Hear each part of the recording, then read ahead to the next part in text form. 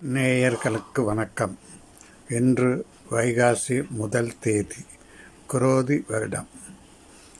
வைகாசி மாதம் பிறப்பை முன்னிட்டு முதலாக மேசராசிக்கு உண்டான பலன்களை தெரிவிக்கிறோம். வைகாசி மாதம் கிரக நிலைகளை பார்க்கும் பொழுது, மாத தொடக்கத்தில் உங்கள் ராசிநாதன் செவ்வாய் விரயஸ்தானத்தில் இருக்கிறார். அதே சமயம் தனாதிபதி சுக்கிரன் சகாயஸ்தானாதிபதி புதனோடு இணைந்து உங்கள் ராசியிலேயே சஞ்சரிப்பது யோகம்தான். விரயத்திற்கேற்ற தனவரவு உண்டு. வீடு மாற்றம், இடமாற்றம் மகிழ்ச்சி தரும். உடன்பிறப்புகள் வழியே திருமணம் போன்ற சுபகாரியங்கள் நடைபெறும். வைகாசி 7ஆம் தேதி ரிஷப ராசிக்கு சுக்கிரன் செல்கிறார். உங்கள் ராசிக்கு 2, 7 ஆகிய இடங்களுக்கு அதிபதியானவர் சுக்கிரன். உங்கள் ராசிக்கு தனாதிபதியான அவர் தனஸ்தானத்திலேயே சஞ்சரிப்பது யோகமான நேரமாகும். பொருளாதார பற்றாக்குறை அகலும். புதிய முயற்சிகளில் வெற்றி கிடைக்கும். உத்தியோகத்தில் சம்பள உயர்வு பற்றிய தகவல் வரலாம். பணிபுரியும் இடத்தில் வீடு வாகனம் வாங்க விண்ணப்பித்தவர்களுக்கு அந்த முயற்சி கைகூடும். ஆடை ஆபரண சேர்க்கை உண்டு.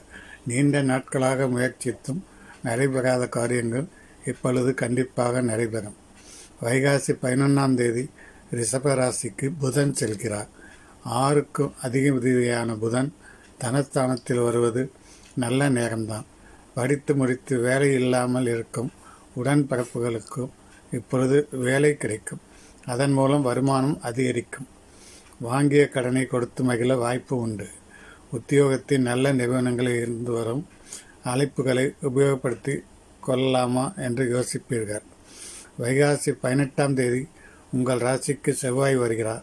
உங்கள் ராசிநாதன் உங்களுடைய ராசியில் சஞ்சரிக்கும் இந்த நேரத்தில் ஆரோக்கியம் சீராகி ஆனந்தப்படுத்தும். உற்சாகத்தோடு பணிபுரிவீர்கள்.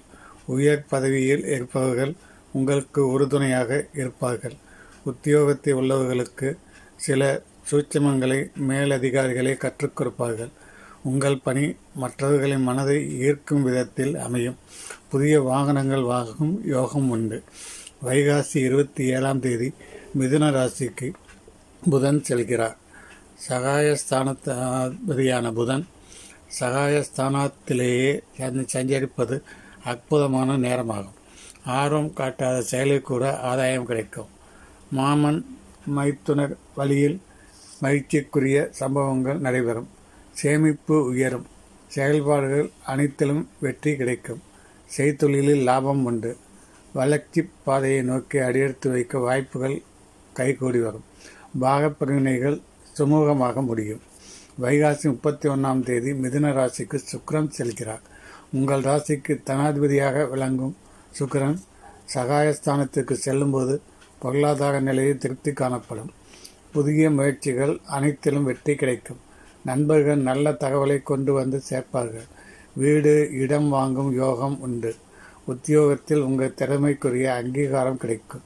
பணி நீக்கம் செய்யப்பட்டவர்கள் மீண்டும் பணியில் சேர வாய்ப்பு உண்டு. ஒரு சிலருக்கு உத்தியோகத்தில் கூடுதல் பொறுப்புகள் கிடைக்கும். திருமண வயதை அடைந்த பிள்ளைகளுக்கு சுபகாரிய பேச்சுக்கள் முடிவாகும். பொது வாழ்வில் உள்ளவர்களுக்கு புதிய திருப்பம் ஏற்படும். வியாபாரம் தொழில் செய்பவர்கள் பலமான போட்டிகளுக்கு இடையில் தான் வெற்றியை பெற முடியும். உத்தியோகத்தில் உள்ளவர்களுக்கு சக பணியாளர்களின் ஆதரவு கிடைக்கும். கலைஞர்களுக்கு சந்தர்ப்பங்கள் சாதகமாக அமையும். மாணவ மாணவிகளுக்கு எதிர்பார்த்த வெற்றி உண்டு. பெண்களுக்கு கரைந்த சேமிப்புகளை ஈடுகட்டும் வாய்ப்பு கிடைக்கும். இல்லத்தில் சுபகாரிய பேச்சு முடிவாகும். இம்மாதம் முருகப்பெருமான் வழிபாடு முன்னேற்றம் தரும். இந்த மாதத்தில் மே 14, 15, 26, 27, 28, ஜூன் 1, 5, 6, 10, 11 ஆகிய தேதிகளில் பணவரவு அதிகமாக வர வாய்ப்புண்டு. அதை பயன்படுத்தி கொண்டு உங்கள் வாழ்வில் முன்னேறுங்கள். நன்றி.